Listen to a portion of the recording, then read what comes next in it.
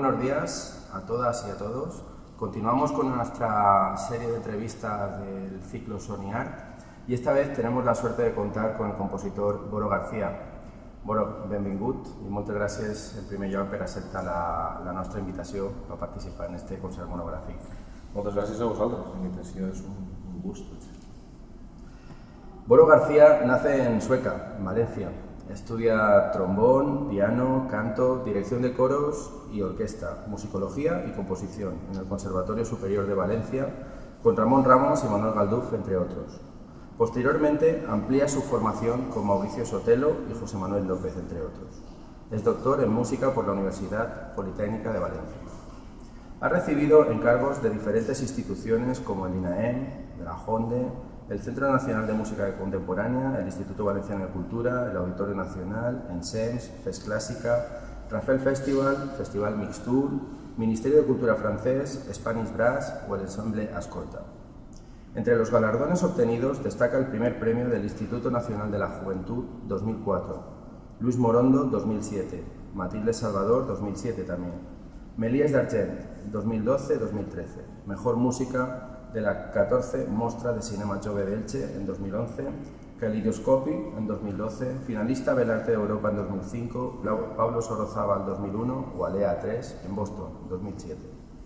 Sus obras han sido seleccionadas o encargadas por diferentes concursos, festivales o espacios sonoros de todo el mundo, siendo sus intérpretes el Ensemble Intercontemporán, Proyecto Guerrero, el Ensemble Cepro Music, Arditi Quartet, Quattor Tana, Cort Circuit, Migos Quartet, Próxima Centauri, Ascolta Ensemble, el Grupo Instrumental, Ensemble Residencias, Espai Sonor, Zaire Ensemble, Next Ensemble, Plural Ensemble, Ensemble Curaya, el Grupo Enigma, Sonido Extremo, Spanish Brass, Orquesta Sinfónica Castilla y León, ADA Sinfónica, Orquesta de Valencia, JONDE, Jove Orquesta de la Generalitat Valenciana, Ensemble del Carnegie Mellon, Ensemble Alea 3, Trío Arbós, el B3 Brower, TDM Trío de Magia, Feedback, Alterface, Amores Group de Percusión, Synerchain Project, bandas municipales de Barcelona, Bilbao o Palma de Mallorca, Breno Ambrosini, Ananda Sukarlan, Pedro Carneiro, Christian Bilsten, Marcus Weiss, Marie Bernardé Charrier, Cisco Aparici, Ricardo Capellino, Chelo Ginet, Andrés Gomis, entre otros muchos. Fundador y creador del ensemble Espai Sonor en 2003, en su faceta de director ha realizado el estreno absoluto y/o en España de multitud de obras. Ha sido compositor residente del Grupo Instrumental de Valencia 2001-2002, de la JONDE en 2006-2007, del Museo Nacional Centro de Arte Reina Sofía en 2009, de la Jove Orquesta de la Generalitat Valenciana 2009-2010, de Sommel Group en 2013, del Festival de Godella en 2016, del Festival Spanish Brass Alzira 2018 y Ágora 2019. Ha sido director artístico de la Mostra Sonora de Sueca entre 2005 y 2017 y en la actualidad es profesor de composición del Conservatorio Superior de Música de Valencia y director artístico del Festival ENSEMS. Publica sus obras en Babel Score, CSB Ediciones y Editorial Piles. Cuéntanos, Boro, ¿cómo llegaste al mundo de la música y por qué en un determinado momento decides emprender el camino de la composición? Bueno, pues llegué al mundo de la música de una manera un tanto curiosa porque en mi familia no tengo antecedentes de músicos. Sí, después de mí mis hermanos estudiaron música, ¿no? Pero yo, pues de pequeño quería tocar la corneta en una banda de cornetas y tambores. Y mi padre, a través de mi abuelo, que tenía un amigo en una sociedad musical que se había creado en ese momento, en Sueca, dijo, mira, déjate de cornetas y tambores y vas a la banda. Y bueno, ahí arrancó, digamos, mis inicios como la mayoría de los músicos valencianos al final, ¿no? En una sociedad musical, en este caso en la Ateneo Musical de Sueca, a través de un amigo de mi abuelo, un saxofonista, por cierto, que le llamaban Capellino, como otro saxofonista, no tiene nada que ver también de Sueca. Y un poco, bueno, esos fueron mis primeros inicios. A partir de ahí, pues bueno, estudias en la Escuela de Música de la Banda, en su momento pues cursaba en el Conservatorio de Cullera y de Valencia. Nosotros, mi generación, estudiamos plan 66. Yo inicialmente quería tocar la trompeta, pero lo que ocurre también en las sociedades musicales, ¿no? Que bueno, tal, tú tienes labios para tocar el trombón, ¿no? Hacía falta trombones y me dieron un trombón y empecé con el trombón. Y digamos que, bueno, mis inicios, como yo creo que casi todos los músicos cuando empezamos, tu obsesión es pues tocar el trombón, llegar a tocar el trombón, si puede ser en una orquesta, y luego pues, los caminos te llevan a otros lugares que inicialmente, como es el caso de la composición, no habías planteado. Es cierto que a mí siempre me había gustado un poco pues, el hacer arreglos, el armonizar algún tipo de melodía, pues no sé, para tocarlo con los colegas, pues, también incluso en la charanga, para tal. Pero me gustaba la armonía en el conservatorio, pero no me había planteado nunca el estudiar composición. Es cierto que, digamos, ocurrieron dos cosas en mi vida que de una forma u otra pues, me llevaron a ese camino. Por una parte, no es que yo fuera un excelente trombonista, que no lo era, y por eso me dedico ahora a maltratar a los trombonistas, entre otros. No, bromas aparte. Pero bueno, sí que tuve algún problema con los labios y tal, y eso con 18, 19 años. Por esa época también conocí a José Luis Castillo. Lo conocí en unos cursos de análisis que daba en ese momento en Rivera Música.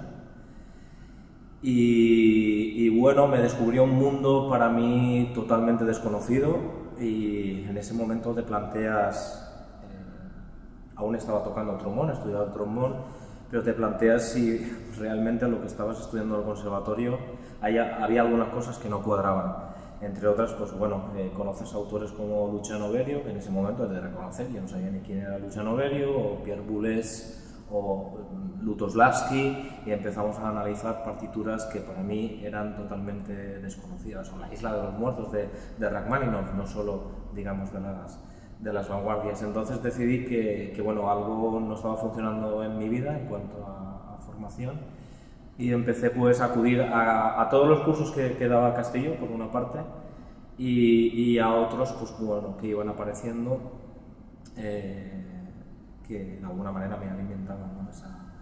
esa necesidad que tenía por descubrir. Digamos que poco a poco fui separándome de lo que era la interpretación en el trombón y me metí de lleno a estudiar composición, bueno, todas las asignaturas que conllevan un poco lo que eran las titulaciones, que en ese momento tampoco me importaba, o sea, no estaba obsesionado en sacar las asignaturas por sacar la titulación, sino el aprender. Y yo recuerdo que con José Luis Castillo disfrutaba haciendo contrapunto, ¿no? Hacíamos contrapunto hasta las servilletas del bar, ahora estábamos tomando una copa y estábamos haciendo contrapunto en las servilletas del bar. Ya disfrutaba muchísimo de hacer lo que hacía. Y bueno, un poco eso abrió otros caminos y ahí bueno, ya decidí el dedicarme plenamente por una parte, a la obtención de títulos que conllevan la composición, y poco a poco, sin pretenderlo, ¿no? Te empiezan a pedir obras, tal, a escribir y bueno, hasta hoy.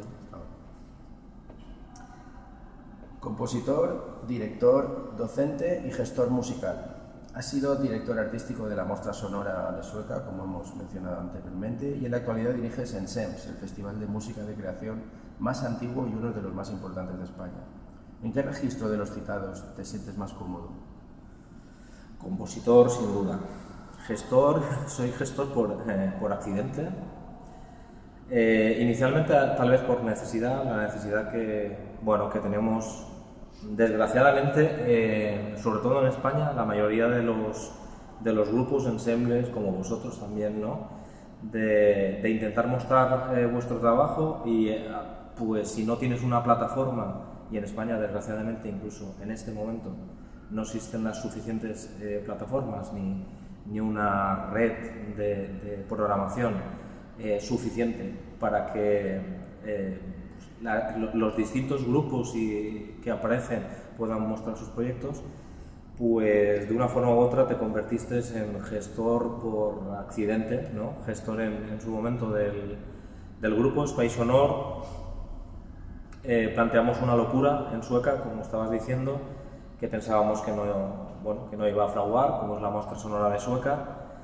Y bueno, en ese momento pues tuvimos la suerte de que había un concejal en Juventud, no en Cultura, sino en Juventud, que apostó por el proyecto y afortunadamente, pues bueno, lleva 19 años, está ahí y me gustaría creer que eso abrió el camino a que otra gente, otros conocidos, emprendieran también ese tipo de planteamiento y afortunadamente fluctuaran, ¿no? en diferentes ciudades proyectos pues, parecidos o en la línea de Sueca. Pero bueno, ya te digo, no me siento nada cómodo como gestor. Ojalá pudiera dedicarme a la composición exclusivamente. No es posible. He de decir que disfruto muchísimo como docente, muchísimo. El día que no aprenda de mis estudiantes, pues entiendo que no disfrutaré.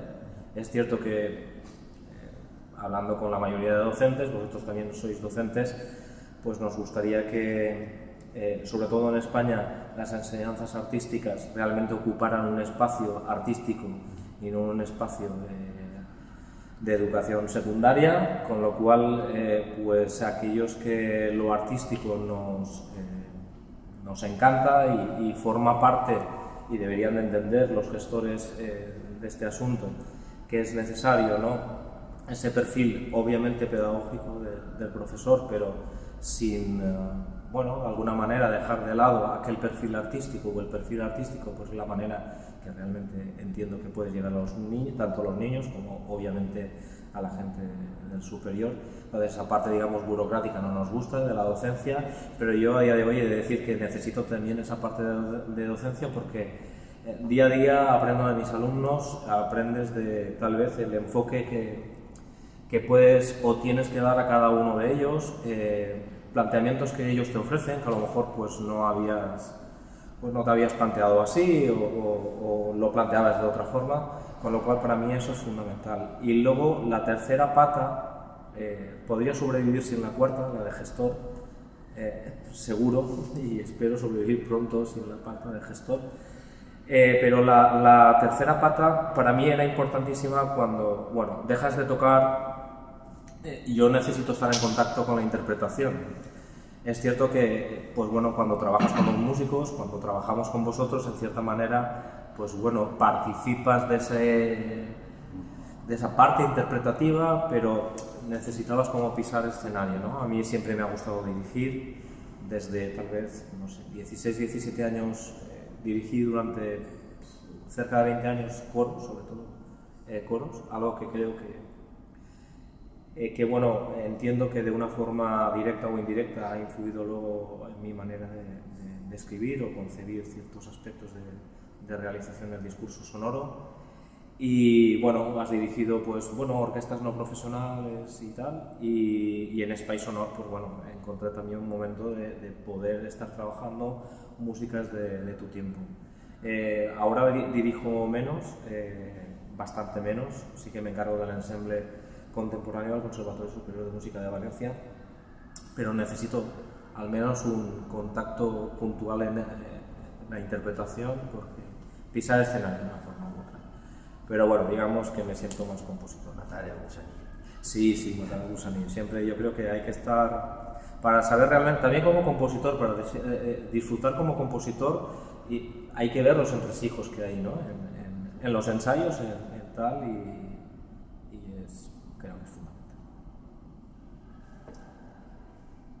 Nos gustaría que definieras un poco tu perfil compositivo. Háblanos brevemente de tus influencias como creador, de tu pensamiento musical y de lo que persigues con tu música. A ver, empezando por lo último, lo que persigo con música. Primero que nada, lo que persigo con música es estar satisfecho conmigo mismo, lo cual logro puntualmente. Soy bastante autodestructivo a veces, últimamente menos, tal vez porque voy entrando en una cierta edad y trato de ser menos autodestructivo, pero en primer lugar trato de ser honrado conmigo mismo, de hacer mi trabajo lo mejor que sé o lo mejor que puedo, y obviamente la música que haces obviamente pues el primero que quiero que también la disfrute es mi interlocutor, que son los intérpretes, y para mí es muy importante ese trabajo directo con los intérpretes, importantísimo, y cada vez le doy más importancia y cada vez, digamos, dejo más de lado aquello que no comporta un trabajo directo con el intérprete, porque al final, tal vez por eso también, porque vamos entrando en una cierta edad, pues te quedas con que todo es efímero y las experiencias humanas quedan por encima de cualquier proyecto o música tuya que se pueda tocar más o menos. Obviamente a mí me gustaría y me gusta además palpar el que ha supuesto mi música para el público asistente en general, y me gustaría que creara emociones, obviamente, las que sean, que no dejara indiferente al menos, hacia un lado o hacia otro. Me da igual que genere repulsa o que todo lo contrario, pero al menos que no genere indiferencia, ¿no? Que tal vez eso ya lo tenemos bastante en las músicas comerciales. Entonces, bueno, definir mi música tal vez es complicado. Yo puedo decir, bueno, qué es lo que... O sea, es complicado un poco definirte a ti mismo, ¿no? Puedo decir cuáles son mis inquietudes, cuáles son mis influencias. Evidentemente hago una música no comercial. No me gusta, tampoco se me ha planteado el hacer músicas comerciales, no sé si lo desecharía o no, dependiendo de qué, pero en principio no hago ningún tipo de música comercial. Podríamos resumir en que mi música bebe mucho del pasado, pese a que la mayoría que no conoce mi música piensa lo contrario.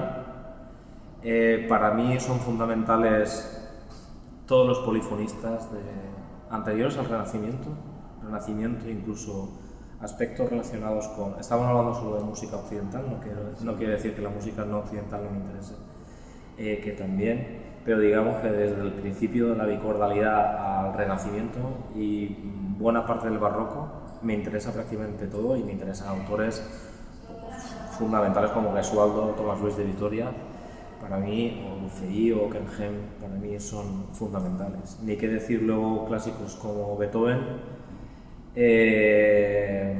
menos tal vez Mozart, más Haydn, Stravinsky, por supuesto. Bueno, podía hacer un largo etcétera. Grandes Bess, Luciano Berio también me interesa muchísimo. Ligeti para mí es fundamental. Una parte de Chelsea también es fundamental, Pares en cierta manera también. Yo creo que, un poco también por lo que estoy diciendo, creo que también el hecho de haber impartido la asignatura de análisis durante mucho tiempo en el conservatorio, sobre todo para instrumentistas, también hace que bebas o te acerques más, o que influencie de una forma u otra, más abstracta, menos abstracta, en tu música. Y luego me interesa, digamos, mi música, así resumiendo mucho, me interesa el timbre, me interesa la música acústica por encima de todo, me interesa aquello que puedo palpar, aquello que puedo manipular, aquello que aún como un niño, pues aún jugando con instrumentos, algo que bueno, que tal vez incluso consigues sonoridades que vosotros habrán conseguido tal vez hace 60, 70, 80 años. Tampoco me importa el tener una novedad como tal, pero sí me importa el palpar el sonido. De hecho, prácticamente, y bueno, eso un poco lo habréis comprobado vosotros con las piezas que hemos ensayado para el concierto monográfico, el que casi todo lo he probado, ¿no? Y porque no toco el saxofón, pero afortunadamente pues he tenido la posibilidad de trabajar con gente donde probar las cosas, pero no suelo utilizar nada que no haya probado antes. Sí que tomo riesgos, obviamente, y cosas pues vas desechando como todo compositor, y cosas que se van quedando en la mochila, que digo yo, y forman parte del camino. Pero creo que en cierta manera soy un compositor bien sonante y bastante tonal, pese a... Me gusta la tipología sonora, no desde un punto de vista obviamente clásico, en cuanto al concepto de tonalidad clásico, pero sí en cuanto a ese concepto tal vez del que hablaba Lachenmann, ¿no? Donde hay más aspectos en torno a la tonalidad, ¿no? que por la razón que sea no hemos sabido explicar tampoco a un público general, y que tal vez en el arte abstracto pues ha sido por aquello que sea visual, ha sido más fácil el explicarlo, o no. Esa es la sensación que tengo. Muy interesante lo que hablas de tu interés por el timbre. Sí, siempre, y ahí continúo. Sí. Doy fe. También nos gustaría que contaras el proceso de creación de tus obras. ¿Cuál es el camino artístico que recorre un compositor desde que decide escribir una obra hasta que se estrena? Depende de la obra, depende de la petición, del encargo, de a quién va dirigido. Recientemente en una charla en un conservatorio que me invitaron, donde te invitan a hablar de tu música, dices, encima eran así como en unas jornadas, y yo digo, si hablo de aspectos técnicos o tal, no sé qué, los chavales deben de estar ya hartos de escuchar a otros compañeros y compañeras, ¿no? Y ahora van a escuchar otro coñazo, o no, tal vez interesante para ellos, ¿no? Pero bueno, enfoqué la charla, no sé si estoy contestando, espero que sí que te esté contestando, ¿eh? En este sentido, en que desde hace ya más de una década, tengo como objetivo el trabajar con intérpretes que de una forma u otra no se dedican, digamos, de manera constante a interpretar música contemporánea. Para mí eso es un reto. O sea, pongo ejemplos que para mí han sido hiper satisfactorios. El trabajar con José Antonio López, el cantante, cuando en su momento pues prácticamente no había abordado nada de contemporáneo. Tuve la suerte, lo conocí a través de un encargo que me hizo en ese momento el Instituto Valenciano de la Música,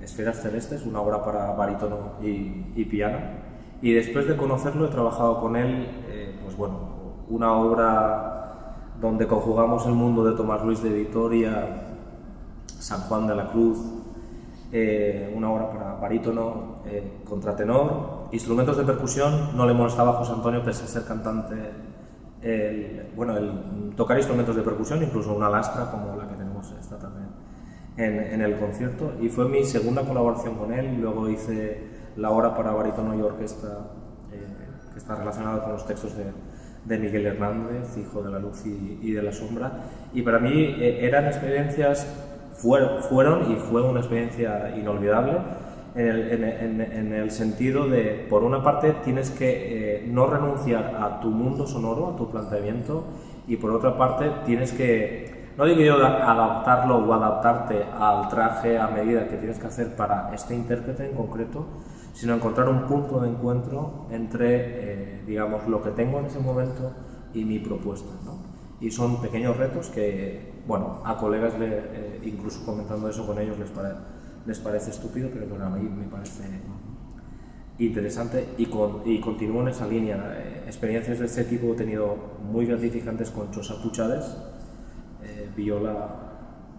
un violista increíble, pero que no hace regularmente, digamos, un repertorio contemporáneo, que no sé si es lo mejor o lo peor, porque al final a mí me gusta trabajar con músicos buenos, y tal vez el trabajar solo repertorio contemporáneo no te asegura que la interpretación va a ser de alta calidad, sino muchas veces es todo lo contrario, ¿no?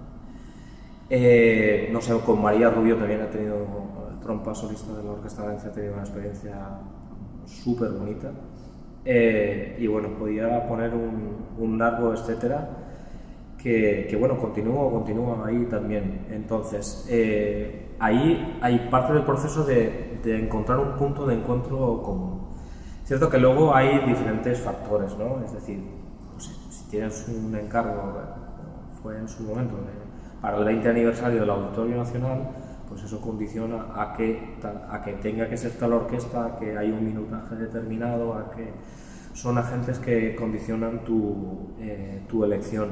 Pero luego, cuando he tenido una cierta libertad, pues bueno, he tenido, desde que me ha interesado el acercarme bueno, aquí tenemos un cuadro de Tapies, me encanta Tapies, me encanta arte abstracto, el que la pintura sea un punto de partida de tu discurso sonoro, Desde la literatura también tengo muchas obras que tienen, la última que he hecho, homenaje a mi paisano Joan Fuster, con textos de Joan Fuster para doble coro y orquesta.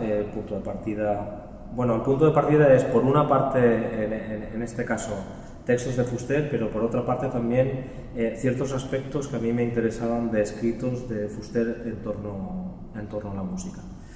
Pero detrás de todo esto entiendo que está el peso de la tradición. Ese peso de la tradición europea. Para algunos dicen que esa tradición europea es un lastre que tenemos encima. Para mí no lo es. Tampoco sigo ningún tipo de dogmatismo. Me mueve un poco pues aquello que te atrae, ¿no? Y los maestros del pasado, como decía el propio Edgar Varèse, forman parte de esa planta en la que intentas colaborar, ¿no? Como decía el maestro Varèse, estamos aquí para aportar a esa planta. Algunos lo verán como un cactus y otros como una rosa, ¿no? Pero para mí son importantísimos maestros, como estaba diciendo antes. Siempre, cuando estás escribiendo, siempre hay esta textura me recuerda a... que eso a veces es un problema, porque incluso cuando terminas de la obra o tomas una distancia de cierta obra que estás escribiendo, dices, joder, con perdón, esto lo he robado. Totalmente, bueno, también lo hacía Bach, ¿no? Tampoco importa si es robar, ¿no? Pero siempre tienes, por esa visión tal vez, ¿no? de profesor de análisis en su momento, me recuerda este tratamiento de este maestro. No sé si he contestado del todo a tu pregunta. También desde el punto de vista de la interpretación también encontramos a veces ciertas semejanzas entre compositores, que posiblemente venga determinado por esto que tú dices, ¿no? Por esas influencias comunes de todos ellos. Sí, por supuesto. Al final hay un reflejo en su obra. Claro, por supuesto. Tus vivencias, ¿no? Digamos que las vivencias, supongo que si mi entorno musical fuera otro, y cuidado que mi entorno musical tal vez me abocaría a estar haciendo más música relacionada con las bandas, lo cual aprovecho la entrevista porque estoy abierto para escribir para banda, siempre estoy abierto para escribir para banda. Está bien saber eso porque igual... Pero no te condiciona. Exacto. En España hay una buena cantidad de festivales de música de nueva creación. ¿Piensas que al público le atrae cada vez más estas músicas o estos festivales se ven como una especie de guetos a los que acude público muy especializado? Y una segunda pregunta, ¿por qué son necesarios estos festivales y no se programa con normalidad la música de nuestro tiempo en los auditorios dentro de sus temporadas sinfónicas o de cámara? Bueno, en primer lugar creo que existen muy pocos festivales, o al menos ya no festivales, ¿no? Y ahora entramos en la otra parte de la pregunta. Pero entiendo que hay muy pocas posibilidades para que la cantidad de propuestas que hay, y esto lo digo desde el punto de vista del gestor, es decir, en SER se pueden entrar por año unas 300 y pico propuestas, de las cuales igual podemos programar 25, por caso 25. Estamos dejando fuera 300 propuestas, y no es que no sean válidas, que te ponen un compromiso porque tienes que, valorar muchas cuestiones, ¿no? Y cuestiones que a veces no tienen nada que ver con la calidad y tienen que ver incluso con el lugar de procedencia de la propuesta por cuestiones relacionadas con las subvenciones. Que esto es un maldito mal de este país que apuesta más por cuestiones relacionadas con los números y que no tienen nada que ver con la calidad del producto. Entonces ves, y a mí me da pena porque pues igual tú programas un grupo en tu festival y tal vez a lo mejor no lo puedes programar. Si estás, imagínate, 10 años en ese festival, igual no lo puedes programar hasta dentro de 5, 6, 7, 8 o nunca más a ese grupo, ¿no? Entonces, por una parte, existen pocas plataformas, pocos festivales o ciclos. Es cierto que existen... no voy a decir un número, han desaparecido también en pandemia algunos, se ha aprovechado un poco la pandemia para que desaparecieran. Es muy lamentable que desapareciera en su momento el CDMC y el ciclo que había en Madrid, en el Reina Sofía, era un ciclo maravilloso, era un ciclo que se llenaba por aquello de los guetos que estabas hablando y tal, no creo que seamos guetos. La música de cámara también de cámara clásica es minoritaria, si hablamos en términos de números, pero si realmente estamos hablando de arte no deberíamos hablar de números, deberíamos de hablar de esa necesidad del arte, de ofrecer arte a cualquier ciudadano. Ahora que está tan de moda el hablar de constitución como un derecho, ¿no? Y una obligación por parte de aquellos que también, en mi caso, como gestores, tenemos la obligación de ofrecer arte, música en nuestro caso, que de una forma u otra plantee preguntas y que para eso es arte, o si no, no es. Si plantea respuestas, no es arte. Entonces, por una parte, entiendo que no hay suficientes plataformas porque están dedicadas a, digamos, cuando se habla de plataformas que están dedicadas exclusivamente a la interpretación de la mal llamada música contemporánea, que esto es otro de los males que las terminologías que tenemos en nuestro entorno. Está claro que por parte de teóricos, musicólogos, se necesita el etiquetar las cosas, pero afortunadamente pues, llevamos unas cuantas décadas donde creo que se ha perdido cualquier tipo de dogmatismo. Tal vez algunos sí siguen la estela de un maestro, de una escuela, tal y cual, no sé qué, pero creo que afortunadamente eso se ha perdido. Y festivales, está la necesidad de crear este tipo de ciclos, como vuestro ciclo, ¿no? Sonia, porque lamentablemente, pues en este caso en Alicante, ningún otro contenedor cultural pues ofrece esa posibilidad. Y gracias a vuestra iniciativa, pues en Alicante tienen la posibilidad de tener este ciclo, ¿no? Y eso ocurre prácticamente en todas las ciudades en España, ¿no? ¿Por qué ocurre? Que es otra parte, ¿no? o la segunda parte de la pregunta que me hacías. Ocurre porque la mayoría de los gestores culturales pues son en cierta manera unos cobardes, lo digo así de claro. Es decir, no tiene sentido cuando, bueno, a lo largo de la historia, de la música, del arte en general, nunca se ha vivido de espaldas a la música que se ofrece. Alguien puede decir, oye, no se vive de espaldas a la música que se ofrece. Aquí tenemos a los Triunfitos, tenemos a tal, no voy a hablar de nombres, pero digamos la música pop, esta sí que se consume, digamos la que se ofrece en su momento, además ese consumo del que hablábamos, rápido, tal, pero no estábamos hablando de eso, ¿no?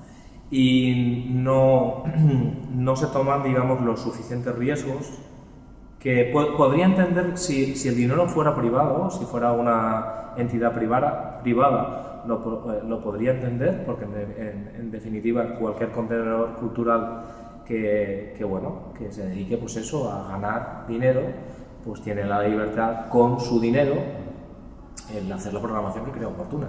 Pero con dinero público entiendo que deberían de apostar un poco más en la música de nuestro tiempo no comercial, ¿vale? Y a mí me pone muy de los nervios, y lo digo también así muy claro, cuando se habla de música industria, ¿no? O la industria musical. Mira, yo no formo parte de la industria musical.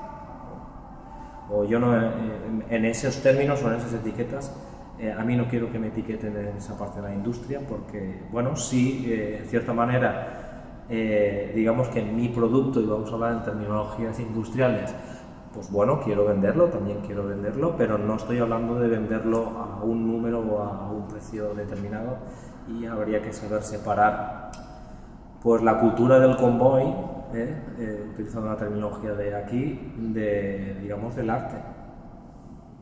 Esto al final perdura. No estoy hablando de que mi música perdure, ni tengo ninguna intención ni que perdure ni que perdure, ¿no? Pero sí que la música de muchos maestros perdurará en el tiempo porque realmente será arte, o habrá tenido un filtro que, por lo que sea. Es cierto también que a lo largo de la historia pues hay muchos desconocidos, ¿no? Que están aún por conocer, y muchas obras de incluso autores o autoras conocidos que nunca se programan, porque siempre se programan las mismas músicas. Así que ojalá no fuera necesario los festivales, o, por cerrar un poco la pregunta, o los festivales solo se encargaran como las ferias del automóvil o las ferias de los móviles o tal, de ofrecer las últimas novedades de esa temporada y que a lo largo de las temporadas regulares hubiera una programación normalizada de estas músicas, o de músicas no comerciales. Muy interesante lo que hablas de alguna forma del beneficio del arte, ¿no?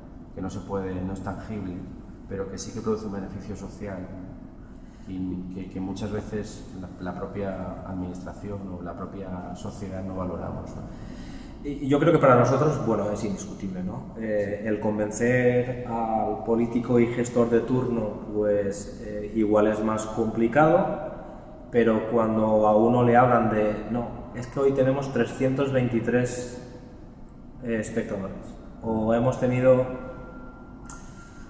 Vale, está claro que tal vez hay que justificar, pero no se puede justificar ciertas cosas, entiendo que no se pueden justificar por el número de espectadores que has tenido. Y en este caso creo que los números no saldrían, obviamente somos deficitarios, pero no sé si lo trasladamos al ámbito de la educación, es deficitario, a la investigación es deficitario, es necesario. Y hemos pasado una pandemia y parece que no hemos aprendido ni con una pandemia. Y no estoy hablando de música, estoy hablando de la necesidad de investigar, ¿no? Y bueno, dejamos escapar a nuestros mejores cerebros cuando nos hemos gastado el dinero en formándonos. Y no estoy hablando de música, estoy hablando. ¿Qué piensas sobre el desarrollo de la música de nueva creación, tanto en España como en el extranjero? ¿Goza de buena salud? Goza de buenísima salud, entiendo, y sobre todo conozco más, obviamente, el entorno español, y somos muy dados a la autocrítica destructiva. Siempre todo lo de fuera es mejor. Y luego, pues bueno, cuando visitas otros festivales y visitas incluso, pues bueno, otras universidades de música, evidentemente hay muchas cosas que querrías mejorar en tu zona, pero luego viendo la calidad de instrumentistas que tenemos, y no solo de viento, porque ha habido una tradición, sobre todo aquí, ¿no?, de viento. Es decir, vas a cualquier sitio y la mayoría de las orquestas Schulz en Alemania tiene profesores españoles. Entonces creo que, bueno, goza de una buenísima salud. Y en cuanto a composición, entiendo que las nuevas generaciones, las generaciones pues ya de los 2000, incluso 2010, tienen una calidad impresionante. Han tenido una formación impresionante que ya hubiéramos querido muchos, ¿no?, tener. En mi caso, ya me hubiera gustado tener la posibilidad de formarse así. Y en mi modesta opinión no tiene nada que envidiar a lo que están haciendo en cualquier lugar del mundo. En cualquier lugar, no voy a decir del mundo, voy a decir de Europa, que conozco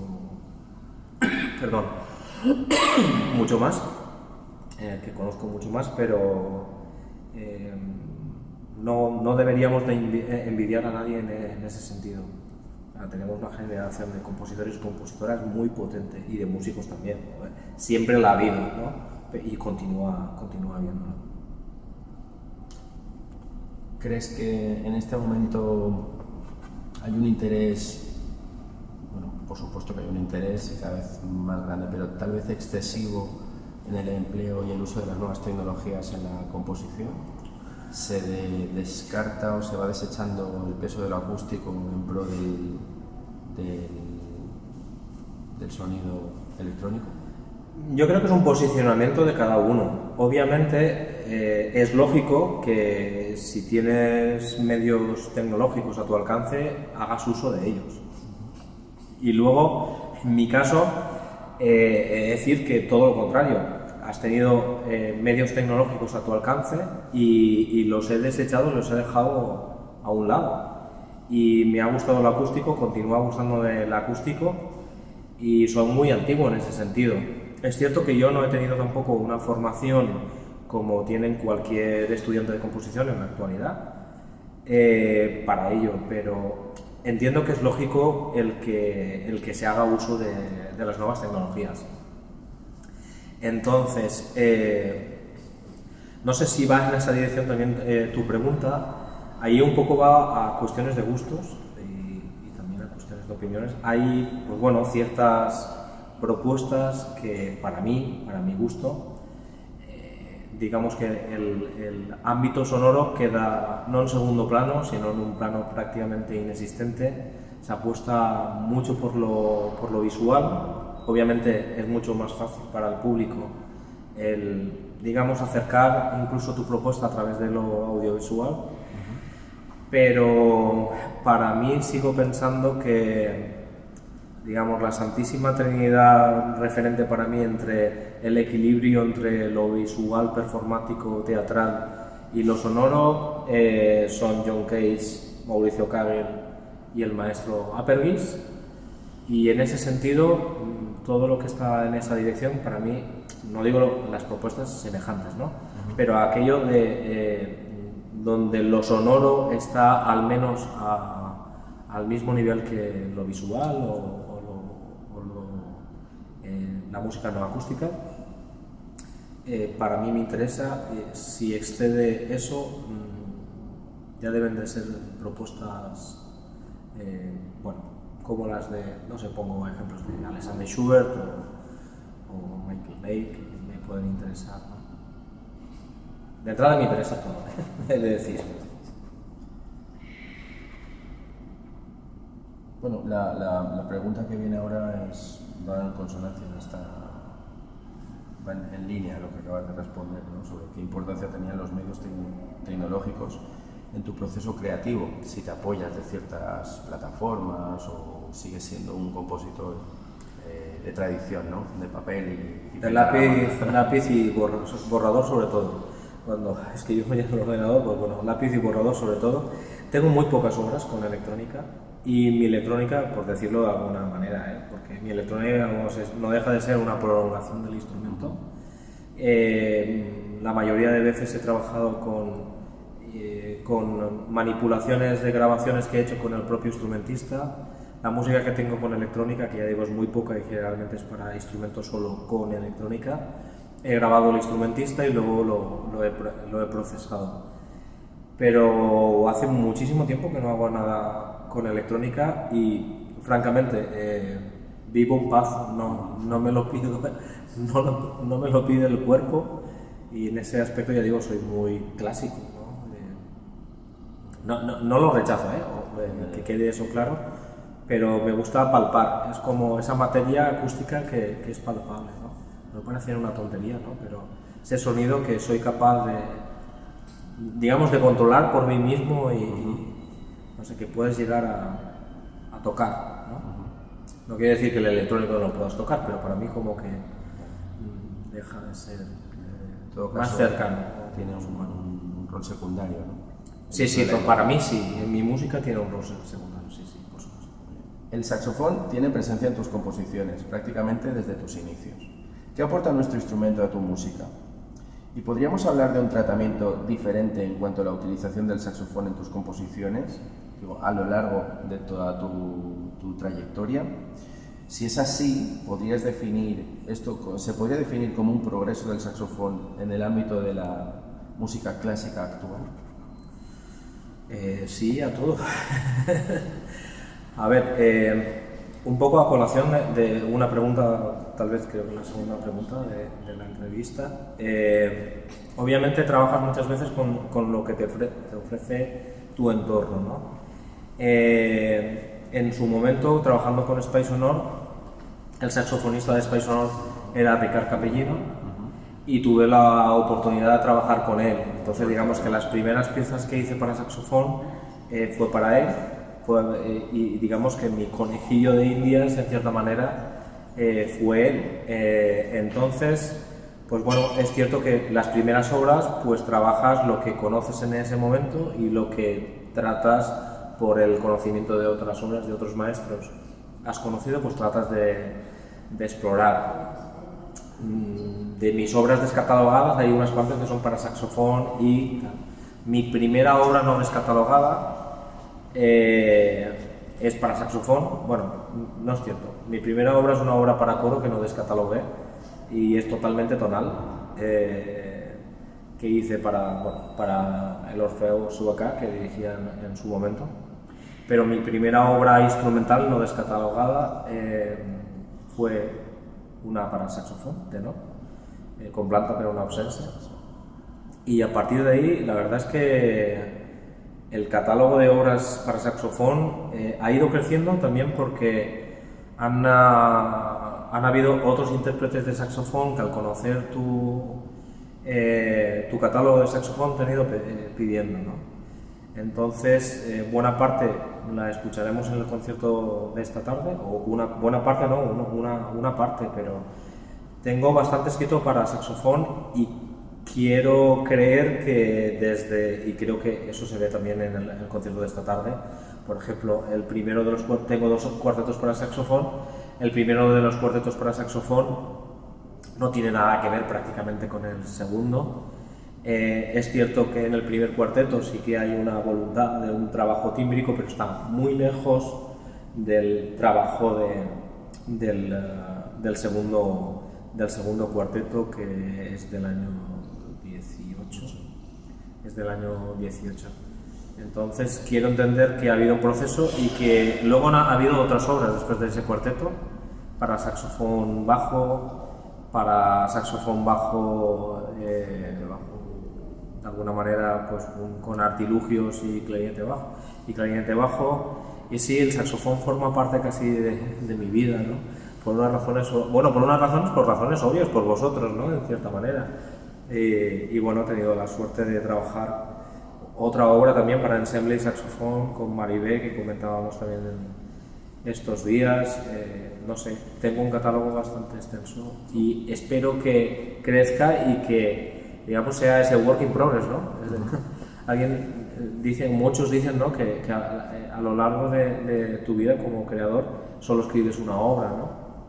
Y tal vez en ese sentido, pues bueno, no deja de ser un ciclo y que es un work in progress y que esperemos que no termine. También gracias a trabajos, pues bueno, yo recuerdo mis inicios, pues bueno, trabajas con el Kienzi, es lo que conoces en su momento, y evidentemente a los maestros, digamos, de intérpretes de saxofón, y luego vas conociendo a otros, salen otras generaciones de saxofonistas.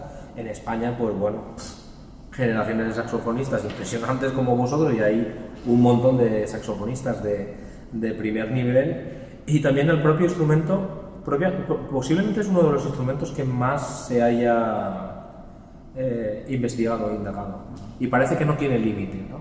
O al menos ahí tenemos el monstruo del saxofón bajo, donde, al menos en mi caso, aún no he encontrado el fondo, ¿no? Tiene un instrumento que tiene unas posibilidades impresionantes. No quiere decir que el resto de instrumentos no tengan. También puede ser que por el hecho de ser un instrumento en cierta manera muy cercano a ya siglo XX, pues haya habido una mayor demanda de repertorio para ese instrumento. Pero bueno, el bombardino también tal vez necesita de una demanda porque tiene un repertorio relativamente corto, la tuba, y no ha habido esa predisposición tal vez por los intérpretes como ha sido el caso de los saxofonistas o los percusionistas. Así que un poco entiendo que el catálogo, el mío en ese sentido, pero el catálogo de muchos colegas tiene obras tanto de saxofón como de percusión por las peticiones de los propios instrumentistas. Vaya, que somos un colectivo desinquieto. Sois un colectivo necesario. Y ya quisiera que todos los colectivos instrumentales tuvieran esas inquietudes que tenéis los saxofonistas, sí, tanto. Bueno, siguiendo con la entrevista y a raíz de lo que estabas contando ahora sobre tus piezas para el cuarteto de saxofón que escucharemos esta tarde en el concierto monográfico que realizamos aquí en el Museo de Arte Contemporáneo de Alicante, en el MACA, ¿nos podrías hablar también del resto de piezas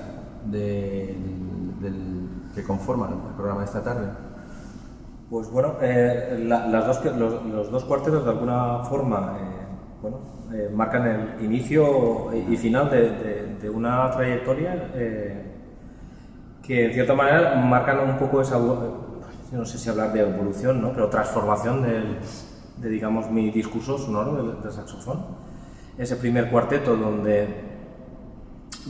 lo digo fundamentalmente porque la segunda, tercera pieza en cierta manera tienen una conexión con eso, Contrafactum, donde hay una cierta referencia a técnicas del Renacimiento y incluso una cita relativamente encubierta al Pas de Segans y al Ball dels Nanos de la procesión del Corpus de Valencia, pero digamos que son elementos que te han acompañado de una manera más presente o menos presente a lo largo de mi elaboración de discurso en todas las horas, no solo para saxofón. La segunda obra que escucharemos, además viene un poco correlativa en el tiempo, es una obra de 2006 y revisada en 2009, una obra que se estrenó en una academia que existía en ese momento en Cullera para saxofonistas y percusionistas. Es una obra para saxofón tenor y percusión, donde en ese momento se ven un poco las influencias en una época que me interesaba bastante todo aquello que tenía que ver con la cultura árabe y con la cultura árabe relacionada, digamos, con esta zona, con la parte esta de Al-Ándalus llamada la Sharkia, el Shark. Entonces, bueno, hay algunas reminiscencias, no hay ninguna voluntad de literalidad, ni de tractar, ni de evocar, ni de crear un discurso que pudiera semejar aquello, ¿no? Sí que es cierto que en ese momento yo estoy trabajando con Macams, que es una especie de modos. Bueno, no es una especie, no, son modos, pero Macams imaginado, ¿no? De hecho tengo una pieza que está semi-descatalogada, que se llamaba Eco sobre un Macam imaginado. Entonces, trabajo, digamos, con unos ciertos modos que tienen algunas reminiscencias de lo que pudieran ser los Macams de ese momento. La pieza se llama Imágenes sonora di Tarab. Tarab hace referencia... Tarab es un término que a posteriori será el que abocará a lo que sería el trovador. Hace referencia en árabe a arrebato y también a lo místico, al embeleso. Y a mí me interesaba, gestualmente el arrebato y también en las partes contemplativas lo místico como embeleso.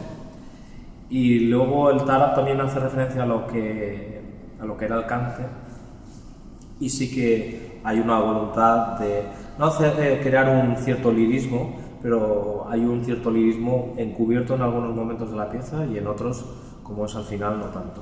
Se utilizan dos ritmos también, Wanz, si no recuerdo mal, se pronuncia, el Malfud y Samai para la parte final. Curiosamente, ayer lo comentábamos, creo que en una comida o algo así, son dos ritmos que también en una obra que es de esta misma época, Ressons del Shark, para banda, también los utilizo en esa pieza. La tercera pieza del concierto es una pieza de 2009, fue una pieza que me pidieron para estrenar también en esta academia. La otra fue la academia que decía Academia Permanente de Saxofón y Percusión, quiero recordar que se llamaba, donde en ese momento estaba invitada Marcus Weiss, la pieza anterior la estrenó Marcus Weiss y Christian Derstein, y la tercera pieza que se escuchará en el concierto la estrenó Maribé, Bernabé, Ricardo Capellino y Jordi Francés. En esta pieza se ve o se puede observar un poco mi interés por la poesía y por el concepto de luces y sombras, que para mí hay tres autores fundamentales y que entiendo que han influido de una forma abstracta, obviamente en mi discurso sonoro, que son San Juan de la Cruz, José Ángel Valente y en este caso Miguel Hernández. De ahí el título de la pieza. Para mí los títulos de las piezas son muy importantes porque es un reflejo de lo que ocurre en la pieza.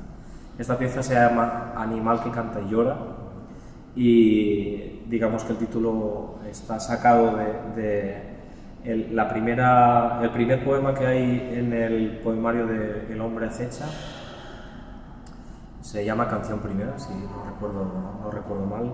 Y bueno, Miguel Hernández pues bueno, habla de ciertas simbologías, del olivo como símbolo de la paz en el hombre y del animal que canta, que desgarra y que llora por los efectos de la guerra, ¿no? Entonces, sin ningún tipo de ánimo de literalidad, ¿no? Con esto, pues sí que hay algunos conceptos, sobre todo para lo que son las alternancias temporales de la pieza, en cuanto a momentos de reposo y de garra en la pieza que a mí me interesaban el destacar, ¿no? Y por último, el cuarteto que hablábamos, el Gnomon, que ya, bueno, el planteamiento es bastante más abstracto, en el sentido de que parto de... Gnomon quiere decir, como en griego hace referencia a un objeto alargado, y bueno, lo podemos observar en geometría, tiene otras instrucciones, en matemáticas y tal, pero digamos, para que nos entienda todo el mundo, el objeto alargado al que me refiero es al que podemos ver en los relojes de sol, ¿no? Y esa sombra alargada que marca la temporalidad, ¿no? El paso del tiempo en el día, ¿no? Pero a mí me interesaba ese concepto de la sombra alargada en cuanto a los materiales que aparecen al inicio del cuarteto, pues van a ser la sombra alargada de lo que va a ocurrir a lo largo de todo el cuarteto. Entonces parto de dos tipologías básicas, una con un cierto aire y otra con un sonido bastante agudo, que van a ser como la luz y la sombra y la proyección de esos dos objetos sonoros, que serán los que de una forma u otra desarrollarán el proceso creativo de la pieza, del cuarteto. Bueno, son unas músicas que nosotros estamos disfrutando. Espero que sí, doy fe de ello. Esperamos poder defenderlas correctamente esta tarde. Eso y transmitirlas al público y que las disfruten ellos. Eso seguro, yo estoy disfrutando y os doy las gracias públicamente también, porque la verdad habéis hecho un trabajo extraordinario, así que esta tarde día toca disfrutar. Muchas gracias. En enero de 2022, el compositor invitado, Eneco Vadillo, al que conoces perfectamente, aportó una idea, y es que en estas entrevistas, el anterior entrevistado, en este caso la compositora Sonia Mejías, realiza una pregunta para nuestro siguiente invitado, en este caso tú. Así que te paso la pregunta que ella realizó y para que te contestes, si quieres. Bueno, pues una pregunta para Boro García, ya que él vive en Valencia, sería si ha pensado alguna vez en componer algo en el que toquen todas las bandas que pueda haber en la ciudad de Valencia al mismo tiempo. Bueno, he pensado ideas más locas que esa, o no locas. A ver, en concreto todas las bandas que hay en Valencia, la verdad es que no me lo... Entiendo que de Ciudad de Valencia, porque si no ya sería el despelote, ¿no? Que tampoco estaría mal, ¿no? Por otra parte. Todas las bandas de la Ciudad de Valencia no, porque la verdad es que no sé ni las que hay, pero he de reconocer, y es algo que... Bueno, me muero de ganas por una parte, y eso lo he dicho a lo largo de la entrevista, de volver a escribir para banda, porque mi última obra la escribí para banda en 2017, Máscaras, mi última y solo mi segunda, solo tengo 2 obras para banda. Y por una parte me muero de ganas por volver a escribir para banda. Para aquellos directores de bandas que no sepan qué programar, estoy libre, dispuesto en cualquier momento, no, pero podíamos encontrar momentos. Pero es cierto que, volviendo un poco a la pregunta de Sonia, hace un par de semanas, hacía 5 años que nos había dejado, que nos dejó Carles Santos. Para mí, un artista imprescindible por lo que supone para nosotros los valencianos, ¿no? Pero creo que para el mundo en general. Y sí que me gustaría hacer alguna pieza donde, si bien no participaran todas las bandas de Valencia o pudieran participar no solo bandas de Valencia, sino diferentes colectivos que representan un poco, digamos, la cultura de nuestro país, de nuestra comunidad. Además recuerdo el participar en un acto de Carles Santos que se llamaba La Veu de la Terra, donde participaban Don Sainers, Tabalaters, coros. Tuve la oportunidad de ir con mi coro en ese momento, bandas de música, y creo que Carles Santos se merece un reconocimiento. No quiero decir que se lo tengo que dar yo, pero me encantaría hacer algo que en cierta manera fuera un homenaje a Carles Santos. Con bandas también, con bandas. Sí, bueno, pues ahí queda respondido. Ahí queda eso. Bueno, ya para acabar, te proponemos a ti que realices una pregunta para nuestro próximo invitado, que será el compositor Gabriel Ercoreca, que conoces también perfectísimamente, y que servirá de apertura de la edición 2023 de Soñar. Esta es mi cámara. Esa es tu cámara. Querido Gabriel, me han dado una alegría tremenda saber que bueno, te han invitado y que has aceptado para el primer concierto del nuevo ciclo de Soñar. Espero poder venir a disfrutar también de tu concierto y vas a quedar encantado con el trabajo de Lumina Ensemble. A ver, yo te haría una o tal vez dos preguntas a la vez. Conozco en cierta manera, y afortunadamente he tenido la oportunidad de participar en ello, aquello que hacen determinados colectivos, como por ejemplo Silvo Berri en el País Vasco, en cuanto a generar un repertorio para un instrumento como es el chistu, del cual tú has escrito bastante. Generar un repertorio que, bueno, fuera del ámbito de lo popular, y acercarlo a la música de cámara y, bueno, pues a un ámbito como el nuestro. Entonces, mi pregunta es, o dos preguntas es, ¿qué propondrías tú al colectivo de Dolçainers aquí en Valencia? Que en cierta manera, pues bueno, pueden verse, o me gustaría que se vieran representados por el trabajo que hacen los chistularis en el País Vasco.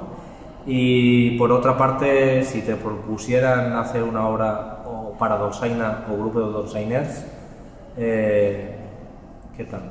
¿Qué harías? ¿Cómo te las inventas? Venga, ahí queda eso. Bueno, pues ahí se lanza el guante. Buena idea ha tenido de Neko, ¿eh? Sí. Qué cabroncete. Muy productivo.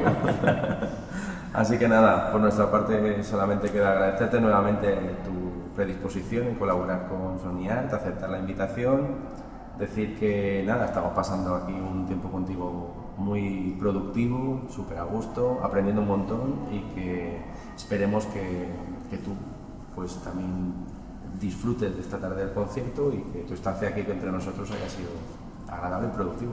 Maravillosa y recomendable para cualquier compositor y compositora. Estoy encantado, de verdad. Y esta tarde toca, yo ya me siento, ya os dejo en paz y tranquilo. Ya está dicho todo lo que había que decir. Y sobre todo que lo disfrutéis vosotros. Si lo disfrutáis vosotros, que entiendo que sí que lo vais a hacer, seguro que lo disfrutamos todos. Yo ya lo he disfrutado, así que yo ya me voy disfrutado. Espero que esta tarde sea el colofón.